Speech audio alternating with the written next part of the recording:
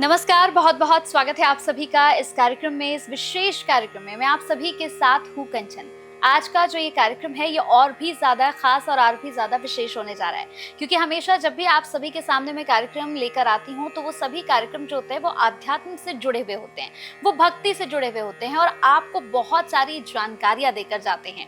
बहुत सारे ऐसे रहस्यमय सवाल मैं अपने कार्यक्रम में पूछती हूँ जिन्हें अक्सर आप नहीं समझ पाते हैं या फिर उन्हीं चीज़ों में कहीं ना कहीं आप गलतियाँ कर देते हैं। तो आज भी एक ऐसा ही कार्यक्रम आप सभी के समक्ष में लेकर हाजिर हूँ जिसमें हम बात करेंगे शारदीय नवरात्रों को लेकर, क्योंकि अक्सर नवरात्रों के 9 दिनों में दर्शकों आप कुछ ना कुछ ऐसा कर जाते हैं जिसकी वजह से आपको कहीं ना कहीं मुश्किलों का सामना करना पड़ता है और फिर आप ये कहते हैं कि माता रानी के हमने तो 9 के 9 व्रत किए, हमने तो विधि विधान से पूजा अर्चना की, लेकिन फिर भी माता रानी ने हमें आशीर्वाद क्यों नहीं दिया। अरे भाई, कैसे आशीर्वाद देंगी जब उन 9 दिनों में ही कहीं ना कहीं आप कुछ ना कुछ गलत कर रहे हैं।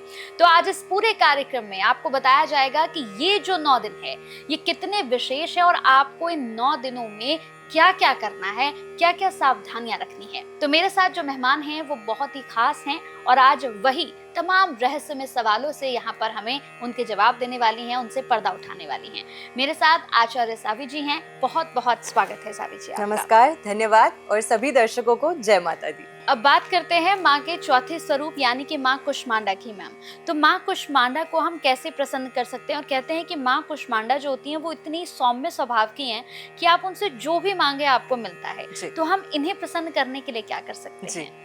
बहुत सुंदर आपने वर्णन किया कि माँ कुष्मांडा का जो स्वरूप है वो बहुत ही सुंदर और सौम्य है। और शास्त्रों में ऐसा कहा जाता है कि माँ कुष्मांडा ही वो देवी का स्वरूप है जिनकी मध्यम सी मुस्कान से ही ब्रह्मांड की रचना हुई। यानी कि इनके मुस्कान में वो सौम्यता भी है लेकिन साथ में वो सृजन की शक्ति भी है। तो माँ के हर स्वरूप में आप देखेंगे कि माँ का हर स्वरूप जो है वो हर तरीके से अपने जो भक्त हैं उनकी इच्छाओं की पूर्ति के लिए, उनके जीवन में सौम्यता के लिए, उनके जीवन में उनको आशीर्वाद प्रदान करने के लिए और साथ के साथ हर नकारात्मकता से उनको बचाने के लिए ही माँ का अलग अलग स्वरूप जो है वो उन्होंने धारण किया। तो माँ कुष्मांडा की जब हम बात करते हैं ये ब्रह्मांड की देवी है, इनमें ब्रह्मांडीय ऊर्जा है और ब्रह्मांड के बिल्कुल मध्य में इनका वास माना जाता है माँ कुष्मांडा का, क्योंकि इनके अंदर इतनी ज्यादा ऊर्जा है, इतनी ज्यादा शक्ति और इतनी ज्यादा ताकत है। आप जानते हैं कि हमारी बॉडी के अंदर जितना भी रक्त है, जितना भी ब्लड है, वो एक ही मिनट के अंदर हमारी हार्ट के थ्रू गुजर जाता है, हमारे हार्ट के थ्रू इतनी जल्दी फास्ट सर्कुलेट करता है। और माता रानी का ये जो स्वरूप है वो हमारे हार्ट चक्र यानी कि अनाहत चक्र की ही ऊर्जा को सबसे बेहतर करता है और ये बिल्कुल मध्य का चक्र माना जाता है, बिल्कुल सेंटर।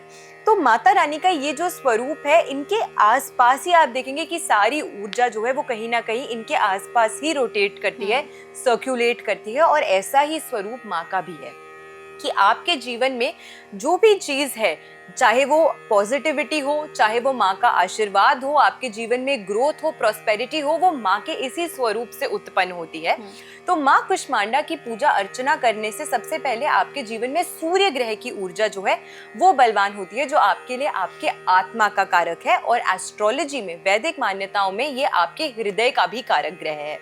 तो माता रानी की इस रूप की पूजा अर्चना करने से आप देखेंगे कि वो लोग जो खास करके अथॉरिटी के क्षेत्र में काम करना चाहते हैं, एक हायर पोजीशन पर पहुंचना चाहते हैं, गवर्नमेंट के साथ जुड़कर कुछ अच्छा कार्य करना चाहते हैं, गवर्नमेंट सहयोग अपने जीवन में चाहते हैं कि इनकी लीडरशिप की जो क्षमता है वो बेहतर हो, आईएएस ऑफिसर, आईपीएस ऑफिसर, इन फील्ड्स में अगर आप सक्सीड करना चाहते हैं तो उसके लिए खास करके विशेष करके सूर्य की ऊर्जा आपके लिए अच्छी होनी चाहिए। और ऐसे में माँ कुष्मांडा की अगर आप पूजा अर्चना करते हैं तो उससे विशेष करके आपको आपके जीवन में लाभ जो है वो देखने को मिलेगा। और माँ को सबसे ज्यादा नारंगी रंग जो है वो प्रिय माना जाता है, तो इस दिन विशेष करके नारंगी फूल आप माँ को पुष्प जो है वो अर्पित कीजिए। नहीं कर सकते हैं तो नारंगी रंग की एक चुनरी जो है श्रृंगार स्वरूप में आपको माता रानी के इस स्वरूप को जरूर अर्पित करनी चाहिए, उससे माँ अत्यंत प्रसन्न होती हैं। और माँ के इस स्वरूप की जब हम बात करते हैं तो आपको इनको मालपुए का जो भोग है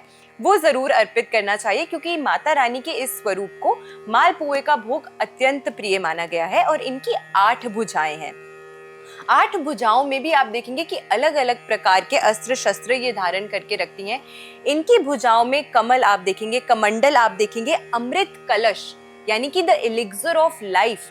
इनके पास सृजन की शक्ति भी है, आपकी इच्छाओं की पूर्ति की भी शक्ति है, और साथ में आप देखेंगे माँ के इस स्वरूप के पास में आपके जीवन में हर प्रकार की जो भी नेगेटिविटी है, जो भी कठिनाइयां हैं, जो भी परेशानियां हैं, आपके आत्मबल में कमजोरी है, उन सभी तरीके की जो नकारात्मकता होती है उनको दूर करने की क्षमता होती है। हार्ट चक्रा जब किसी व्यक्ति का स्ट्रॉन्ग होता है, अच्छा होता है, तो आप देखेंगे कि बाय डिफॉल्ट ही इन लोगों को अपने जीवन में ऐसे लोग मिलते हैं जो इनकी सहायता करने के लिए आते हैं, जिनकी वाकई में आगे बढ़कर मदद करना चाहते हैं। माँ का ये स्वरूप जो है वो वाहन उनका शेर है। तो आप देखेंगे कि उग्रता, सौम्यता, हर तरीके से आपको आपके जीवन में एक तरीके से सुरक्षा जो है माँ का ये स्वरूप प्रदान करता है। और अनाहत चक्र की ऊर्जा को बेहतर करने के लिए आपको एक ग्रीन एवेंचुरीन का टंबल या उसका क्रिस्टल जो है उसे अपने पास रख के इस समय के दौरान पूजा अर्चना साधना करनी चाहिए, ताकि आपकी अब जो ऊर्जा है, जो प्रथम दिन से मूलाधार चक्र से शुरू होकर अब अनाहत चक्र तक आपकी जो ऊर्जा पहुंची है, उसमें आपको कहीं ना कहीं अपने जीवन में फायदा मिले। देखिए, हम साथ के साथ ये भी बताते जा रहे हैं कि आपके जीवन से जुड़ी हुई जो परेशानी है वो किस चक्र से आती है, तो उस अनुसार आपको ये जो चीज़ है आपको कॉन्शियसली डिसाइड करना है कि मेरे जीवन में सबसे ज्यादा परेशानी मुझे किस वजह से आती है और उसका संबंध किस चक्र से है। तो उस चक्र पे खास करके, विशेष करके फोकस करके आपको इन नवरात्रि के 9 दिनों के दौरान ही जो क्रिस्टल है वो लेना चाहिए, चूज करना चाहिए, और फिर पूजा अर्चना जो है आपको करनी चाहिए।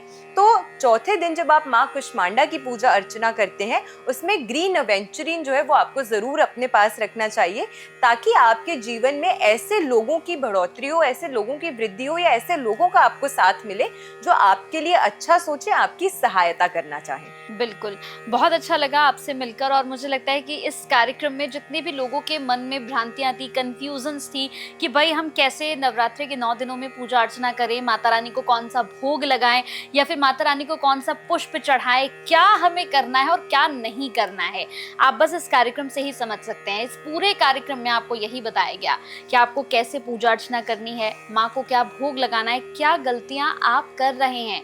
देखिए, गलतियां मत करिए, क्योंकि पूजा अर्चना हम जब भी करते हैं ना, तो हमारा भाव जो होता है ना, हमारा भाव उस पूजा में निकल कर सामने आ जाता है, हमारी श्रद्धा निकल कर बाहर आ जाती है। तो प्लीज़ बहुत श्रद्धा से, बहुत भाव से पूजा करिए, और जैसे कि हमारी खास मेहमान ने बताया है, एक एक चीज़ का प्लीज़ बहुत ज़्यादा ख्याल रखिएगा। बहुत बहुत थैंक यू, बहुत बहुत धन्यवाद मैम, आपने अपना कीमती समय दिया और इस कार्यक्रम को इतना स्पेशल बनाया। बहुत बहुत धन्यवाद। धन्यवाद। जय माता दी। जय माता दी।